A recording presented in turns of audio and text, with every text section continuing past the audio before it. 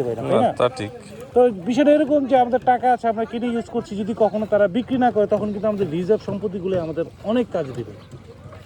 Right. যাক, আল্লাহ যা করে ভালোর জন্যই করে। তো আমি একটু দেখি, দেখেন একটু দেখেন।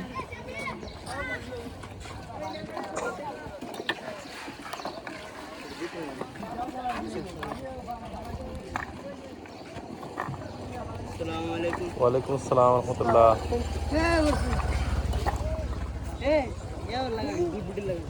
লিখতে